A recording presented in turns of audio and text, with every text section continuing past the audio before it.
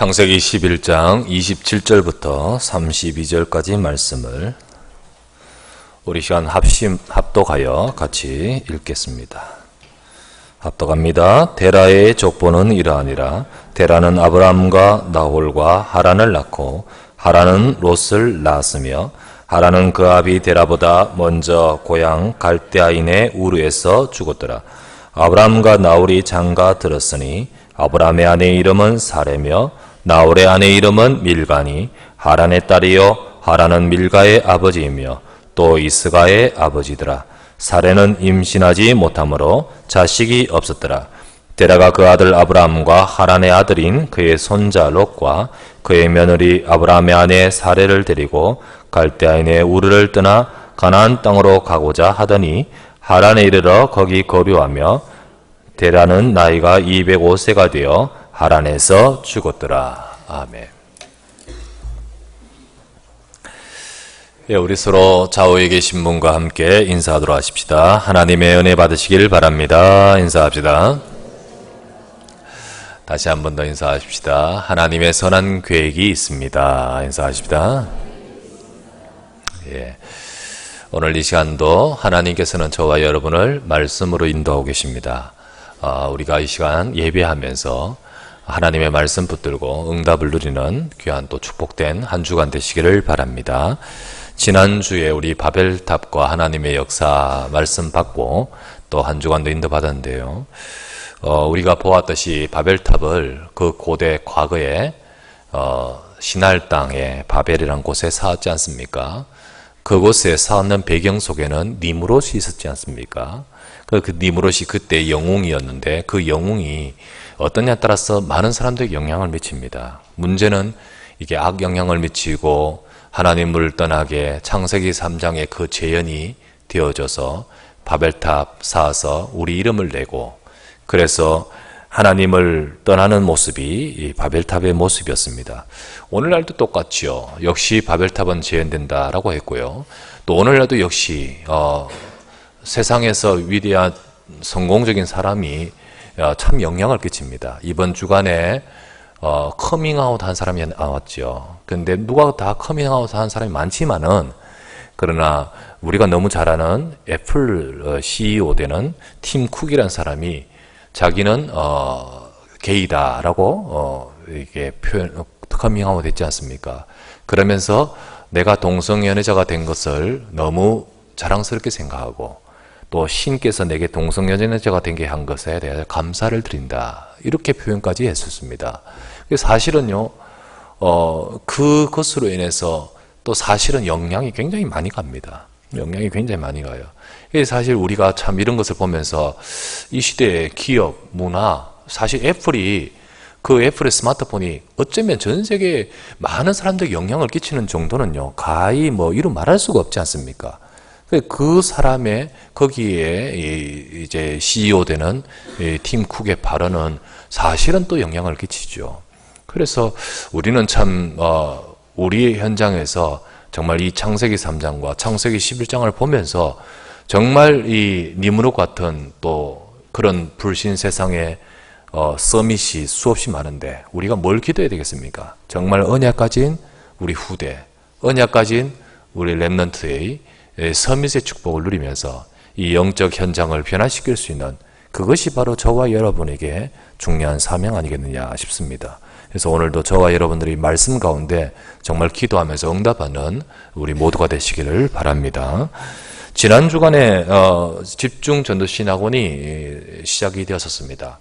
그때 지난주 그 전주 토요일 날 개강을 하면서 그곳에 참여해서 이렇게 말씀을 받는데 신학원에 대한 또 책임자 되는 집중전도 시간에 행정 책임자 되는 우리 서수복 장로님이라고 계십니다. 그분이 와서 또 오리엔테이션을 하면서 쭉 이야기를 하는 것을 이렇게 들었습니다.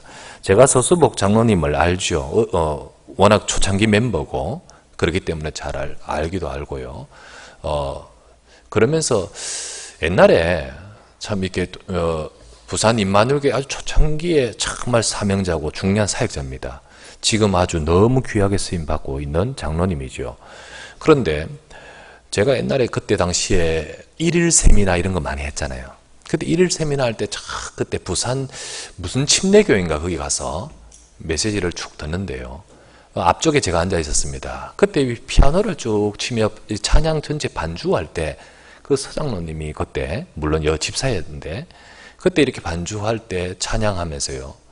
그 찬양에 하는 고백 속에서 나오는 이렇게 은혜, 그 속에서의 그 이렇게 주님 앞에 진정으로 고백하며 찬양하는 모습이 제가 그냥 찬양하면서 생각 없이 찬양하고 있다가 그걸 딱 보면서 그리스도를 정말 다시 한번 이렇게 누리는 모습이 이렇게 전달되면서 저 또한 그 시간 찬양을 다시 한번 나 자신이 깊이 이렇게 은혜 받는 진짜 이렇게 은혜가 되는 그런 생각이 있었습니다. 기억이 나요.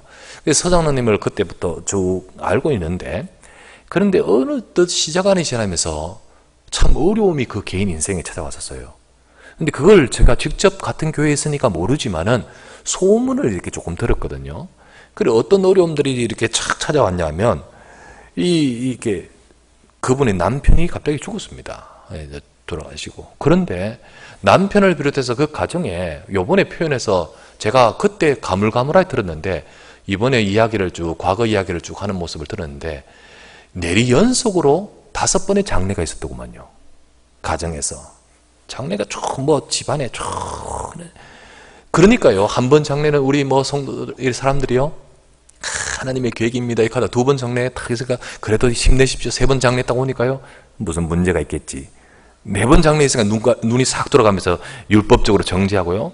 5번 장례 있으니까 얼마나 본인이 어려운지를 몰라요. 이게 그런 시각이 있잖아요. 그런 가운데서 그러니까 경제적인 타격이 탁 오지요. 그때 한동안은 복음이 많이 헌신하고 하는 경제적이 있다가 나중에는 정말 먹을 것도 없을 정도로 경제적으로 쫙 어려워졌단 말이에요. 안 그렇겠습니까? 그렇게 되는 가운데 너무 힘든 가운데 본인 몸에는 암이 찾아왔어요. 암이요. 이거 이게 피할 길이 없죠. 피할 길이 없어요. 그 진짜 너무너무 힘드는 시간이 그때 참 소문을 들었어요. 그러면서 이상한 소문도 들었어요. 이상한 소문. 조금 말하기 표현하는 건데 이상한 소문까지 들으면서요. 이야 그럴까? 라는 생각이 들 정도로요. 그게 이제 뭐냐면 사실은 그렇게 힘들면서 진짜 힘든 것은 그 교회 속의 인간관계에서도 이 사람들이 보는 시각과 그래서 그 본인이 진짜 힘든 것은 복음 가진 교회라고 하면서 정말 복음이 있는 교회라 하면서 사실은 그때부터요. 이렇게 본인은 너무 힘드는 거예요. 그런 가운데서 저도 아마 그 속에서 제가 말했던 그 이상한 소문도 그 사람에게 상처가 됐겠죠. 진짜 너무 힘든 그런 시간표였다고 하는 것이 지금 들어도요. 느껴져요. 느껴져요. 그런 가운데 정말 교회를 떠나고 싶고 정말 어떻게 보면 하나님 안 믿고 싶고 아니 또 다른 교회로 가고 싶고 이런 많은 생각이 있었을 거예요. 본인도 그랬었다고 하더라고요. 그런데 워낙 귀한 사역자였고 사명자이기 때문에 저 서울에서나 다른 이렇게 아는 사람들이요. 탁 연락이 와가지고 우리 교회로 와라. 오면 전도사. 물론 그때 경제적인 어려움도 있었으니까요. 또 이렇게 어떻게 살아가야 될 그런 여러 부분도 있었으니까요. 여전도사 해라. 우리 교회 와서 하나님이 당신을 이렇게 여전도사로 이렇게 당신이 지금 그렇게 훈련받고 참 사역 잘하지 않느냐. 근데 지금 거기서 힘든 시간표 속에서 빠져나와서 우리 교회 여전도사 역할을 좀 해라. 이렇게 콜을 한 데가 여러 군데 있었어요. 그러면 이렇게 여러 가지로 또 책임져 주겠다. 본인이 그렇고 싶은 마음도 너무 많이 들었더래요.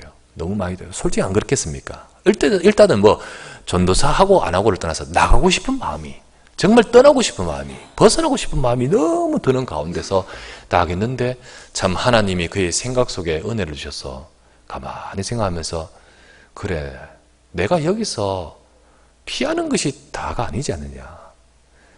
그리스도가 본인이 그렇게 힘든데도 그 속에 계속해서 남은 것은 그래도 예수님은 그리스도라는 거예요. 비록 이렇게 복음 가진 교회가 그렇게 오히려 내게 상처를 주고 있으면서도 예수는 그리스도라는 것은 이거는 흔들리지 않더래요. 그러는 가운데서 그래 예수는 그리스도. 내가 이 언약 속에서 하나님께서 내게 역사하시는 것을 내가 체험하기를 원한다. 그러면서 그 시기를 넘어서는 가운데 하나님께서 그의 인생에 하실 일을 하시더래요. 그래서 그가 중요한 이렇게 전도운동을 위하여 중요한 직임을 맡게 되고 그 역할을 해나가면서 지금 이제 집중전도신학원 전국과 전 세계에 퍼져 있는 그 모든 일들을 유목사님이 지금 또 오다 하에 쭉 진행하는 일을 하면서 지난번 기강예배 때 소망교회 와서 이야기를 쭉 하는 가운데 뭐 저는 감감이 묻혀져 있고 잊어버렸지만 과거 이야기를 얼핏 하는데 그래 그때 그랬구나 이게 제게 알게 되더라고요. 그러면서 자신이 회복될 뿐만 아니라 그동안 그렇게 상처를 준 여러 주변의 사람들, 참 밉기도 하고 그런 사람들이 그렇게 말을 만들어내고 이상하게 하고 이렇게 하면서 했던 그 사람들이 이제는 다 통역자로 바뀌었다. 나로 인하여 그 사람들이 오히려 살게 되고 통역자로 바뀌었다는 사실을 쭉 이야기를 하는 것을 들었어요. 제가 이 다른 우리 교회 내 외부의 사람을 이야기했는데요. 우리 교회도 내에도 마찬가지입니다. 과거에 진짜 어려웠던 일들, 문제 속에 있으면서 복음 붙들고 오다가 하나님께서 그의 인생 속에 역사하신 일이 많습니다. 하지만 그 과거의 그 어려움이 아니라 지금의 내 삶의 아픔과 어려움의 시기를 겪고 있는 분도 있다는 거죠. 그죠? 지금 현재형으로 갖고 있는 경우도 있다는 거예요. 그래서 지금 성도님들의 삶에도 아픔, 꼭 어려운 시기를 겪을 경우도 있습니다. 때로는 이 건강의 문제라든지, 때로는 이 가족의 문제, 예를 들면 부부의 문제라든지, 혹은 과거의 일이나 또 현재 일이나, 혹은 우리 부모님의 문제였다든지, 우리의 자녀의 문제, 혹은 경제적인 문제, 여러 가지 많은 일들, 이 속에 일의 문제, 여러 가지 일들이 있을 수 있습니다. 그런데 우리가 오늘 이 시간 저와 여러분들이 알아야 되는 것은 그 아픔 속에 감추어져 있는 하나님의 선하신 계획이 있다는 거예요. 우리는 그것을 볼 수 있는 눈이 열리기를 주의 이름으로 축원합니다. 그래서 오늘 이 시간에도 우리가 그것을 발견하고 그 응답을 받아가는 저와 여러분 되셔야 됩니다. 오늘 우리네 본문은 창세기 11장을 봤는데 우리가 아브라함 그러면요 곧바로 창세기 12장을 딱 떠올리죠. 그래서 아브라함에게 하나님 복 주겠다 언약 주시고 하지만은 그가 그런 그 배경 뒷배경에는 사실은 방금 읽었던 아픔이 있었던 것을 저와 여러분들은 간과할 때가 많습니다. 근데 사실 이 아픔, 아브라함의 개인 인생 속에 있는 지금 갖고 있는 그 아픔의 모습을 우리는 오늘 읽었었습니다. 첫 번째 우리가 생각할 것은 아브라함의 가정에 임한 연속적인 아픔을 우리가 한번 살펴보고자 합니다. 오늘 읽었던 말씀에 데라는 데라의 족보라고 하면서 곧 아브라함의 아비입니다. 그 데라의 족보에 나옵니다. 아브라함의 아비 데라는 세 아들이 있었습니다. 세 아들이 있었는데 그 중에 아브라함 그리고 나홀, 하란 이렇게 있었습니다. 아브라함, 나홀, 하란 이래 있었는데 이들은 전부 다 메소포타미아 우르에서 갈대아 우르에서 살고 있었습니다. 그런데 그 중에 그 세 아들 중에 하란이 가장 먼저 장가를 들었었어요. 세 아들 중에 막내였는 것 같아요. 장가를 들었고 자식을 낳았는데 그 자식이 바로 롯이었고 그리고 두 딸인 밀가 이스가가 태어났었습니다. 롯과 밀가 이스가 그런데 이 마지막 이 아들이 어떻게 되냐면 죽습니다. 이 하란이 죽습니다. 오늘 읽었던 말씀 28절을 하란은 그 아비 데라보다 먼저 고향 갈대아인의 우르에서 죽었더라. 여기서 하란이 죽었더라라고 하는 표현에 넘어서서 그 아비 데라보다 먼저 죽었더라. 그래서 사실 자식이 부모 앞서가는 것은 참 아픔이에요. 진짜 아픔이지요.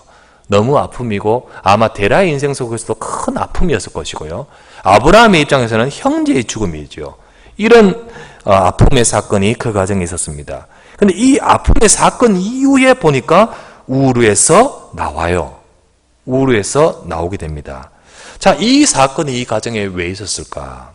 31절 보니까 데라가 그 아들 아브람과 하란의 아들인 하란이 죽었으니까요. 그의 손자 롯과 그의 며느리 아브라함의 아내 사레를 데리고 갈대아인의 우르를 떠나 가나안 땅으로 가고자 하더니 가나안 땅으로 가고자 합니다. 누가요? 데라가 가고자 합니다. 그리고 하란에 이르러 거기 거류하였다라고 이렇게 되어 있습니다. 방금 읽었던 31절 말씀입니다. 자, 여기의 표현에는 데라가 가나안 땅에 다 데리고 가려고 했다라고 표현되어 있습니다. 그러나 사실은 하나님께서 데라에게 가나안 땅에 가라고 말씀하신 것은 아니에요. 사도행전 7장에 분명히 나오고 있습니다. 사도행전 7장 2절에서 4절을 보면 스데반이 이르되 여러분 부영들이여 들으소서. 우리 조상 아브라함이 하란에 있기 전 메소포다미아에 있을 때에, 바로 갈대아 우르죠. 하란에 오기 전 메소포다미아에 있을 때에 영광의 하나님이 그에게 보여 이르시되, 하나님이 누구에게 말씀하셨어요? 데라에게 말씀하셨어요? 아브라함에게 말씀하셨어요. 그러면서 네 고향과 친척을 떠나 내가 네게 보일 땅으로 가라 하시니 아브라함이 갈대아 사람의 땅을 떠나 출발합니다. 그런데 하란에 가다가 그의 아버지가 죽음의 하나님이 그를 거기서 지금 너희가 사는 이 땅으로 옮기셨느니라 라고 했습니다. 자, 갈대아 우르에 있을 때 하나님이 아브라함에게 나타나셔서 내가 네게 지시할 땅으로 가라고 말씀하셨습니다. 데라에게 말씀하신 것이 아니고 아브라함에게 말씀하시죠. 그런데 오늘 읽었던 창세기 11장에 데라가 그들을 데리고 갔다고 표현되어 있는데, 아마도 아브라함이 그 하나님의 말씀을 받고 자기 혼자 퐁 빠져나온 것이 아니고 데라에게 말했겠죠. 데라에게 말했을 겁니다. 우리가 하나님께서 말씀하시고 하나님께서 내게 나타나셔서 하나님이 지시할 땅으로 가라고 하셨습니다 라고 데라에게 말했는데, 이게 쉽지 않죠. 이 아들이 아무리 말한다고 데라가 갑자기 가자라고 합니까? 아마 수락을 하지 않았을 것이고요, 움직이지 않았을 것입니다. 왜 그럴까요? 사실 데라는 어떤 사람이었습니까? 우상숭배자죠. 여호수아 24장 2절 말씀에 보면 여호수아가 모든 백성에게 이르되 이스라엘의 하나님 여호와께서 이같이 말씀하시기를 옛적에 너희 조상들 곧 아브라함의 아버지 나홀의 아버지 데라가 강 저쪽에 거주하여 다른 신들을 섬겼으니, 강 저쪽이란 말은 바로 메소포다미아를 말합니다. 메소포다미아 강 넘어선 갈대아 우르를 말해요. 거기서 뭘 섬겼어요? 다른 신들, 우상을 섬기는 자였어요. 이 아비 데라가 그 우상 섬기는 자였는데 그 자식 중에 아브라함이요, 장자인 그 아브라함이 여호와께서 말씀하셔서 우리가 가야 될 땅이 있다고 말할 때 과연 이 아비가 그 말을 과연 제대로 들었을까요? 아마 그렇지는 않았을 겁니다. 갑자기 수락하고 아멘 하고 따라가지 않았을 거예요. 그렇다고 수락하지 않았을 겁니다. 결국 어떤 일이 벌어지냐, 문제와 사건 이후에 움직이게 돼요. 그렇죠? 그 과정에 아마 어쩌면 하란이 반대도 했을지도 모릅니다. 하란이, 그 동생 하란이 반대했을지도 몰라요. 형, 그 말이 무슨 말이냐 라고 하면서 반대했을 수도 있을 거예요. 근데 그 과정에 어떤 사건이 벌어집니까? 하란이 죽어버려요. 자, 이 사건은 사실 데라에게는 충격이었을 거예요. 그래서 오늘 말씀에 하란이 그 아비 데라보다 먼저 갔다는 말로 표현되어 있지요. 이와 같이 그 하란이 죽음으로 결국 그 문제와 사건 이후에 움직이게 되는 거예요. 움직이게 됩니다. 그런데 움직이면서 뭐라고 했습니까? 데라가 자식 데리고 가나안 땅으로 가고자 하더니 가나안 땅으로 안 가고 어디로 가요? 가다가 하란에 멈춰버려요. 하란은 자식의 이름인 하란하고 비슷하지만은 하란은 다른 이름인 지명 이름입니다. 그 지명 거기에 정착해버립니다. 왜 거기서 멈췄을까요? 아마도 이 데라가 끝까지 가려는 의지가 사실은 없었던 거예요. 없었습니다. 하란은 이상하게 하란은요, 그 떠나왔던 갈대아 우르하고 똑같은 신을 섬기는 곳이었습니다. 곧 월신이었던, 달신이었던 신 이름이 신입니다. 신 이름이 신이에요. 또 헷갈리는데 자꾸 신 이름이, 그 월신 이름이 신이라는 월신을 섬기고 있었습니다. 거기로 딱 오다 보니까 자기 섬기는 그 신이 있고 뭐 이렇게 어차피 떠나와서 거기 와서 또 거기서 자리를 앉습니다. 중착합니다. 여러분, 이렇다고 해서 하나님의 계획을 막을 수 있습니까? 하나님께서는 아브라함을 갈대아 우르인 그곳에서 나타나서 아브라함을 부르십니다. 왜 부르셔요? 하나님께서 메시아의 언약을 이루시고자. 그런 가운데 사실은요, 이렇게 멈춘다고 해서 하나님의 계획을 막을 수 있나요? 사람이 하나님의 계획을 막을 수 있나요? 그때 이 데라가 하란에서 죽습니다. 하란에서 죽어요. 하란에서 죽고 나서 이때 아브라함이 다시 가나안 땅으로 가는 거예요. 가나안 땅으로 갑니다. 가나안 땅으로 가게 됩니다. 이처럼 아브라함 가정에 사실은 우리가 창세기 12장을 딱 아브라함에게 하나님 말씀하시기를 내가 네게 복을 주고, 이 말씀 이전에 있었던 하나님이 그 가정에 있었던 아픔, 그 연속적인 아픔, 우리가 이 모든 것들이 사실은 우연인가? 사실 그렇지 않습니다. 하나님의 계획이 있고 하나님의 뜻이 있었던 것입니다. 여기에 아픔이 하나 더 있었어요. 사실 이 아픔들은 지나간 아픔이지만은 현재의 아픔으로 이어지는 아픔이 하나 더 있었습니다. 그게 바로 30절이었습니다. 30절. 사레는 임신하지 못함으로 자식이 없었더라. 이게 아브라함이 가진, 아브라함의 아내가 임신하지 못합니다. 이게 당시로서는 이 자식이란 것은 지금보다 더 중요한 의미를 띠고 있지요. 그래서 이것은 사실은 큰 문제였다는 것을 우리는 추측해야 됩니다. 굉장히 큰 문제였습니다. 그래서 그 본인에게는 굉장히 큰 힘든 문제요, 아픔입니다. 근데 사실 이 모든 것들이, 사레가 임신하지 못하는 것, 사실 하나님의 계획이 있지요. 하나님의 계획이 있는 걸 잘 알지 않습니까? 우리는 이 모든 것들 속에 하나님의 계획을 볼 수 있습니다. 이처럼 하나님의 백성에게 있는 문제, 하나님의 백성에게 있는 이 아픔들, 과거의 것이었던 혹은 지금의 것이고 있던 간에 이 모든 것들 속에 하나님께서 계획하심이 있습니다. 아브라함이 어떤 사람입니까? 하나님이 택하여서 불러 복주려 하신 언약의 백성 아닙니까? 언약의 백성, 하나님께서 불러서 언약 속에서 축복하실 언약의 백성입니다. 여러분과 저도 우리는 언약의 백성인 줄 믿습니다. 하나님이 저와 여러분을 복 주시고자 부르신 자들 아닙니까? 우리 의지가 아니고 하나님의 섭리와 선택과 예정 속에서 부르신 자 아닙니까? 에베소서 1장 3절에서 4절 말씀에 찬송하리로다. 하나님 곧 우리 주 예수 그리스도의 아버지께서 하늘에 속한 모든 신령한 복을 우리에게 복 주시기 위해서 곧 창세전에 그리스도 안에서 우리를 택하사 우리로 사랑 안에서 그 앞에 거룩하고 흠이 없게 하시려고 그 기쁜 뜻대로 우리를 예정하시고 예수 그리스도로 말미암아 자기의 아들들이 되게 하셨다라고 했습니다. 우리가 하나님의 택하심을 입어 축복하실 하나님의 백성된 하나님의 자녀 아닙니까? 그런 저와 여러분들, 우리가 하나님의 자녀이고 축복하시려고 우리를 부르심에도 불구하고, 그러나 그런데도 우리는 여러 문제들을 안고 있고 있을 때가 많습니다. 우리가 때로는 이런 문제 저런 문제들을 안고 있기도 합니다. 우리가 여기서 기억해야 될 것은 하나님이 부르신 백성의 모든 일을 하나님이 주관하시되 하나님께서는 로마서 8장 28절 말씀에 기록하기를 우리가 알거니와 하나님을 사랑한 자 곧 그 뜻대로 부르심을 입은 자들에게는 모든 것이 합력하여 선을 이루신다. 하나님께서 이 모든 것을 주관하고 계시되 하나님은 선하신 계획, 선하신 뜻을 이루시고자 합력하여 일하고 계심을 우리는 믿으셔야 될 줄 믿습니다. 오늘도 이 시간에 연속적인 아브라함의 그 인생의 아픔, 그 속에 있는 그 아픔을 보면서 그렇다, 그와 같이 똑같이 우리가 축복으로 부르심을 받은 저와 여러분들의 과거, 현재, 어쨌든 여러 가지 일들 속에 있는 모든 일들 속에 우리는 이것을 봐야 되는 거예요. 자, 그렇다면 두 번째 우리가 나눌 말씀은 이런 아픔의 때에 곧 어려운 시기에 언약의 백성이 가져야 할 영적인 눈이에요.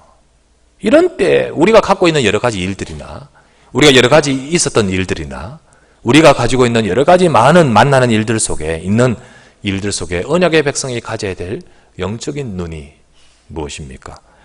성경에 하나님이 축복하여 쓰신 언약의 사람들 여러분 꼽아보십시오. 다 꼽아보면요, 그 중에 아무 문제 없던 사람이 한 사람인들 있습니까?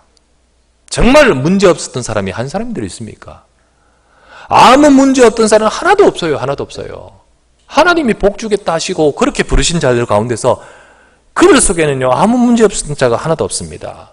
요셉은 하루아침에 노예로 전락하고 감옥으로 가는 인생의 길을 겪고요. 모세는 광야로 도망자의 신세가 될 수밖에 없는 인생이 되어버렸고요. 사무엘은 어릴 때 부모님 떠나 혼자서 살면서 중요한 훈련에 임해야 됐고요. 다윗은 억울하게도 도망다니는 인생이 되어야 했었고요. 다니엘은 나라의 그 운명 앞에서 포로로 잡혀가서 살아야 될 인생이 되었었고요. 초대교회 수많은 제자들은 다 다 정말 핍박을 받고 엄청난 어려움 속에서 있었던 자들 아니었습니까? 그런데 사실 이 보면요, 정말로 어려움이 그 속에 다 있어요. 그 속에 다 있어요. 그런데 이들이 가졌던 그 어려움을 통하여서 사실은 하나님이 중요한 일을 하시는 거예요. 하나님은 그 어려움을 통해서 하나님은 일하고 계셨습니다. 그리고 그 속에서 응답이 들어있어요. 그 속에서 하나님이 행하시는 역사가 들어있는 거예요. 그것을 우리가 봐야 되는 겁니다. 우리는 선한 계획, 하나님이 일하시는 선한 계획을 볼 수 있는 성도가 되셔야 됩니다. 우리가 그것을 볼 수 있는 눈을 가져야 됩니다. 어떤 성도는 예수님 믿고 교회에 나와서 신앙생활을 하는 동기가 뭐죠? 일이 잘 되어지거나 혹은 갖고 있는 문제나 일이 해결되기를 원해서 옵니다. 물론 처음에는 그렇게 할 수도 있어요. 하지만은 시간이 지나면서 어떻게 돼야 되죠? 시간이 지나면서 정말 그것하고 상관없이 진짜 중요한 것을 발견해야 되잖아요. 그리고 그 중요한 것을 붙들고 그 속에서 응답받아야 되잖아요. 그런데 사실은요, 그것만 속에 딱 붙들고 있으면 그 사람의 신앙은요, 어떻게 되지요? 사실 진짜 복음을 발견하지 못하는 종교인이 될 수밖에 없는 거예요. 종교에 어떤 사람은 질병을 낫게 하고자 오기도 하고요. 어떤 사람은 자식이 잘 되기를 원하는 마음. 내가 이렇게 기도하면서 우리 자녀 대학, 취업 잘 되고 이런 거. 어떤 사람은 경제 축복 받으려고요. 뭐 등등 이렇게 동기야 어쨌든 우리 모두가 그럴 수 있습니다. 하지만 진짜 중요한 것을 발견해야 되죠. 전에 어떤 분은요, 교회 왔는데 사실 몰랐는데 그분이 오면서요, 나름대로 생각했던 것은 아파트 당첨되기를 원하는 마음. 아파트. 그 이제 계획이 있는가 봐요. 얼마 후에 이제 아파트 이게 그거 해야 되는데 있는데 이제 신앙생활 시작하면서 아파트 당첨되기를 이제 그게 했죠. 그런데요, 어떻게 되죠? 당첨이 안 됐어요. 하나님 당첨시키면 좋은데, 그거 안 됐어요. 그러니까 어떡하죠? 곧바로 그냥 예수님 믿을 필요가 없는 거죠. 낙심이라 할까요? 뭐, 그렇게 하시는 거예요. 그래서 사실은 그런 경우가 있지요. 어떤 사람은 정말 우리가 복음을 줘야 됩니다. 근데 어떤 문제가 있다. 그걸 위고 간절히 기도해요. 정말 기도를 열심히 했어요. 기도를 열심히. 이거 해주면 하나님 이거 하겠습니다. 뭐 이런 식으로 기도하겠고 잘 믿겠다고. 그런데 하나님의 계획은요, 그거를 해결하시면서 하실 수도 있고 또는 아니고 또 할 수도 있잖아요. 그런데 어떤 경우에는 그 간절히 기도했던 것이 안 돼버림으로써 내가 그렇게 기도했는데도 불구하고 안 하셨다는 것 때문에 하나님을 떠나고 하나님을 안 믿고 오히려 부르신 세상으로 더 강팍한 모습을 갖는 사람도 있더라고요. 정말 저와 여러분들은 뭐부터 전달해야 될까요? 우리의 간증이, 그래서 이런 간증을 절대 해서는 안 돼요. 우리 이런 간증, 물론 그리스도 전하기 위해서 거기에 부차적으로 우리 응답하신 거 간증해야 되는데, 그게 그리스도가 주가 아니고요. 네, 이렇게 예수 믿으니까 이렇게 되었다. 야, 이렇게 뭐 해결되었다. 막 이게 간증이 주가 되어서는 안 된다는 거예요. 왜요? 그 사람에게는 그것이 아니고 하나님이 하실 역사가 있을 수도 있는데, 그러면 어떻게 될까요? 그래서 우리는 정확하게 복음만 전해야 될 줄 믿습니다. 하나님은 이 아브라함의 어려운 아픔을 통해서 언약 속으로 부르신 것이 하나님의 계획이었습니다. 그래서 그 인생을 진짜 언약으로 부르셨습니다. 그런데 알고 보니까 진짜 축복은 이거잖아요. 이것이 진짜 축복인 겁니다. 비록 그에게 있어서 이 잠시의 또 고통이와 아픔이지만은 사실은 그의 인생으로 하여금 진짜 중요한 축복 속으로 들어가게끔 지금 만드시는 겁니다. 그래서 그의 인생에 메시아 그리스도의 복음을 주시잖아요. 그에게 하나님이 주신 언약을 주시잖아요. 그 복음, 그것을 발견케 하는 거예요. 우리가 진짜 축복은요, 이게 해결되고 저것이 이루어지는 것 이전에 정말 축복은요, 우리가 그리스도를 만나는 겁니다. 우리가 예수 그리스도를 깨닫고 예수 그리스도를 만나는 것이 진짜 중요한 축복이고 그것이 발견돼야 되는 거예요. 그래서 이 시간에 우리 아픔의 시기에 혹시 겪고 있는 언약의 백성들이 있다면 여러분들이 가져야 될 눈이 무엇이냐? 여러분들이 정말로 붙들어야 될 눈이 무엇입니까? 여러분, 내 속에 주신 그리스도의 언약을 붙드시기를 주의 이름으로 축원합니다. 내 속에 예수 그리스도의 언약이 있기 때문에 하나님은 반드시 나의 인생을 주관하시는 거예요. 하나님은 반드시 이 모든 것들을 통해서 하나님은 언약을 이루실 것이고 선한 계획을 이루실 것이라는 믿음을 가지셔야 돼요. 이것이 바로 저와 여러분들이 그리스도의 언약을 잡고 살아가는 인생입니다. 고린도후서 4장 7절에서 9절 말씀에 우리는 약하지요. 하지만 우리 속에 뭐가 있습니까? 우리가 이 보배를 질그릇 같은 내 인생 속에 가졌으니 이는 심히 큰 능력은 하나님께 있고 우리에게 있지 아니함을 알게 하라 함이라. 난 약해요. 하지만 하나님은 능력이 있어요. 우리가 사방으로 오개삼을 당하여도 쌓이지 아니하며 우리가 답답한 일을 당하여도 낙심하지 아니하며 우리가 박해를 받아도 버림받지 아니하며 우리가 거꾸러뜨림을 당하여도 망하지 않는다는 사실. 망하지 않는다는 사실. 여러분과 저는요, 내가 비록 연약하지만 하나님 완전하시고 예수 그리스도의 언약이 나의 속에 있음을 붙들고 살아갈 수 있는, 우리가 끝들고 우리의 모든 것을 볼 수 있는 그런 저와 여러분 되셔야 되는 겁니다. 그리고 그 언약을 딱 붙들고 뭐 해야 되죠? 단을 쌓아요. 그 언약을 붙들고 하나님께서 행하실 것을 믿으면서 우리는 기도해요. 예배드려요. 기도란 것은, 예배란 것은 내가 이것을 이루어 주시옵소서라고 소원을 아뢰는 것이 아니죠. 그거는 종교입니다. 종교. 비나이다 비나이다 이루시옵소서라고 얼마나 많이 기도하는 기도가 많습니까? 진짜 우리가 기도는요, 내가 이거 아뢰기 전에 하나님은 나 인생을 아시고요, 내가 계획하지 못한 선하신 계획을 갖고 나를 이끌고 계신 줄 믿습니다. 우리는 기도란 것이 뭡니까? 하나님 앞에서 그 언약의 믿음을 정말로 주님 앞에서 붙들고요, 그리고 내 인생을 주님께 내려놓고 주께 맡기는 겁니다. 우리가 그 속에서 그리스도의 언약을 잡고 나가는 것이 바로 진정한 예배요, 기도인 것이에요. 오늘 이 시간 여러분과 우리 속에 많은 생각이 있지만 예배하는 이 시간에 주님께 모든 것을 맡기시기를 주의 이름으로 축원합니다. 우리가 그러할 때 진정으로 하나님은 말씀을 주시고 우리를 인도하시잖아요. 그 문제를 하나님께 맡기면서 언약을 붙들어요. 이게 바로 수준 있는 신자 아니겠습니까? 이게 바로 깊이 있는 신자 아니겠습니까? 우리 수준이 다 얄팍하게 그래서 하는 신자들이 있지만은 여러분과 저를 통하여 한 사람 한 사람이 복음으로 개인화가 되어져서 깊이 있는 신자가 되도록 만들어야 됩니다. 그렇게 되고 우리가 먼저 그러면서 바울은 이렇게 고백하죠. 빌립보서 4장 12절부터 13절 말씀에 나는 비천에 처할 줄도 알고 풍부에 처할 줄도 알아. 모든 일 곧 배부름과 배고픔과 풍부와 궁핍에도 처할 줄 아는 일체의 비결을 배우느라. 내게 능력 주시는 자 안에서 내가 모든 것을 할 수 있느니라. 우리가요, 이런 고백과 같이 어떤 일에도 상관없이 오직 그리스도의 언약으로 우리는 다 하나님이 하시는 역사를 볼 수 있기를 주의 이름으로 축원합니다. 그러면 세 번째 우리가 나눌 말씀은 그렇습니다. 반드시 이루실 하나님의 언약과 선한 계획을 우리가 붙들어야 돼요. 하나님은 반드시 이루시는 거예요. 하나님은 예수 그리스도의 언약 안에 있는 백성들을 반드시 주관하고 계십니다. 우리가 언약을 붙들고 믿음으로 서면, 또 우리가 하나님을 바라보면서 기도하면서 따라가면 하나님은 반드시 우리 인생을 축복하십니다. 하나님은 사랑하시는 당신의 백성들을 이끌고 계십니다. 아브라함의 처음 부르심에는 문제투성이었습니다. 아브라함의 처음 부르심에는 너무너무 어떻게 보면 이야, 이거 내가 잘못된 길을 가는 거 아닌가라고 싶을 정도로요, 막 두려움이 있을 정도로 문제가 계속 있었습니다. 하지만 그 아픔으로 시작하는 그 속에 그의 출발도 역시 진행형으로 갖고 있는 문제를 안고 갔었습니다. 그러나 하나님은 그것을 알고 계시고 그것을 주관하고 계시고 그것을 통해서 역사하고 계시는 겁니다.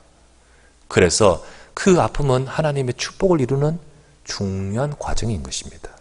그게 없었다면 아브라함은 아브라함의 축복으로 나가지 못하고 우리의 삶 속에 이것이 어려움이, 아픔이, 어떤 문제가 사실은 우리가 그것을 통해 하나님이 행하시는 역사가 있을 것인데 우리가 그것이 없으면 좋을 것 싶지만은 하나님은 그렇지 않습니다.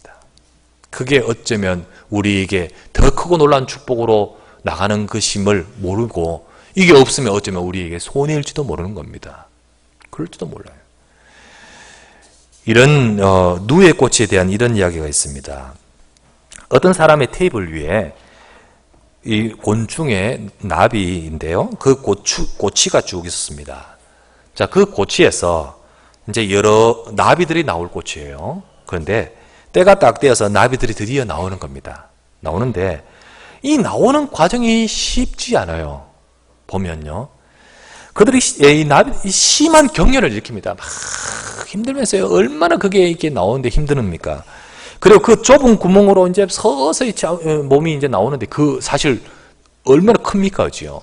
거기에 나오는 가운데서요. 구멍이 너무 작아 비벼대면서 푸드득거리면서 경련을 일으키면서 필사적으로 몸부림을 치는 거예요. 몸부림을 푸득푸득 치면서 나오고 있습니다.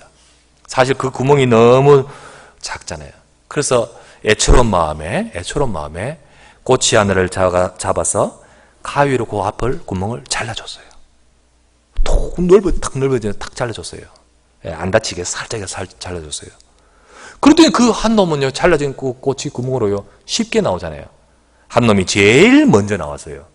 그리고는요, 날개를 푸드드는 모습이요, 아름답게, 제일 이렇게 곱게 보입니다. 그 다음 다른 놈들도 나오긴 나오는데요, 아까 말했듯이 푸드득거리고 비틀거리고 억지로 나오긴 나옵니다. 한참 있으니까 다 나왔는데요. 그리고 있으니까 그 많던 나비들이 훨훨 공중으로 다 날아갑니다. 그런데 제일 먼저 나온 가위로 잘라줬던 그 나비는 못 날아가요. 이게 병신처럼 이렇게 날개만 푸득거리다가 그 다음부터 일생을 날지 못하는 나비가 돼버리는 거예요. 나비가 되는 거예요. 왜 그럴까요? 다른 나비들은요, 밖으로 나오면서 이 힘을 쓰고 몸부림치면서요, 날 수 있는 힘을 얻는 거예요. 날 수 있는 힘을 얻는 거예요. 그 힘이 생기는 거예요. 그런데 그 고난의 과정이요, 그 아픔이 힘든 시간이요, 결국은 나비로 하여금 나비 되게 만드는 거예요. 근데 그것 없이 그냥 무사 통과해버리니까요, 결국은 아니라는 거죠. 하나님의 계획이 그렇게 만드셨다는 것을 보게 됩니다. 우리가 어떻게 보면 이 과정이 없었으면 좋았을 걸, 그렇지 않다는 거예요. 우리가 때로는 힘든 시기, 눈물을 뽑아야 될 시기, 우리가 가지고 부르짖고 안고 기도해야 될 제목도 있을 수 있습니다. 그러나 그것이 바로 우리로 하여금 큰 응답으로 나가게 하는 과정일 줄 믿습니다. 이 시간 우리 성도님들은 기억하십시오. 하나님의 언약의 백성은 하나님 반드시 언약 주신 그 언약을 이루십니다. 그 언약을 따라서 그 속에서 선한 계획을 성취하십니다. 그러므로 우리는 이 시간 성도님들은 내게 주신 언약을 붙들어야 됩니다. 예수님은 그리스도입니다. 지금이 쉬운 시간이든 어려운 시기든 간에 우리는 늘 풍부에 처할 줄 알고 궁핍에 처할 줄 알고 그 사이에서 우리는 나는 오직 그리스도 안에서 모든 것을 하는 거예요. 우리는 예수는 그리스도의 언약을 붙드셔야 합니다. 그리고 이 모든 일들 속에 하나님의 선한 계획을 붙드시길 바랍니다. 그렇습니다. 하나님, 나를 통하여 열방을 살리기를 주님은 원하십니다. 세계복음 아닙니까? 이것이 바로 하나님의 계획이고 이것 때문에 하나님께서 분명히 우리에게 그리스도의 언약을 주셨지 않습니까? 이 언약을 잡고 우리는 단을 쌓으십시오. 늘 하나님은 인도하고 계시기에 그 인도를 우리가 정말 붙들고 따라가기에 우리는 매주 주신 말씀 잡고 단을 쌓으십시오. 전능하신 하나님은 아브라함을 축복으로 이끄시듯 오늘도 언약의 백성인 저와 여러분들을 분명코 인도하시면서 축복하실 줄 믿습니다. 우리 성도 개개인들 우리 모든 삶을 똑같이 언약 주시고 성취하실 주님을 찬양하고 우리가 이 약속의 말씀 붙들고 반드시 이루실 하나님의 언약과 또 선하신 계획을 이루어가는 데 응답받는 우리 사랑하는 모든 성도 되시기를 주 예수 이름으로 축원합니다. 하나님 아버지께 감사를 드립니다. 오늘도 주의 사랑하는 주의 백성들이 함께 모여 예배하고 주의 말씀 앞에 서게 하시니 감사를 드립니다. 오늘도 주님이여, 이 시간도 주님이여, 주의 백성들을 아시고 부르시고 위로부터 주시는 하늘의 신령한 복, 저 영원한 언약 안에 있는 축복을 주시고자 부르신 줄 믿습니다. 이 축복 속에 예정하여 택정하여 부르신 우리들, 아브라함처럼 불러서 이 축복의 약속을 주셨는데 때로는 아픈 과거도 있었고 때로는 아픔의 문제가 지금도 있는 경우도 있습니다. 주여, 우리가 어찌해야 할까요? 오늘도 이 모든 것들 속에 언약을 잡고 믿음으로 나가면서 하나님의 선한 계획을 따라갈 수 있도록 축복하여 주시옵소서. 우리 성도님들, 우리 모든 자들이 하나님께서 열방을 살릴 하나님 세계복음화의 축복 속에 우리를 부르셔사오니 이 언약과 이 축복을 누릴 자로 우리 삶을 이끌어 주시고 복음 안에 이 축복을 누릴 수 있는 모든 우리 성도 복음 속에 든든히 뿌리내리고 정말로 언약을 붙들고 말씀 따라가는 수준 있는 믿음의 성도 될 수 있도록 축복하여 주시옵소서. 우리 구주 예수 그리스도의 이름으로 간절히 기도드리옵나이다. 아멘.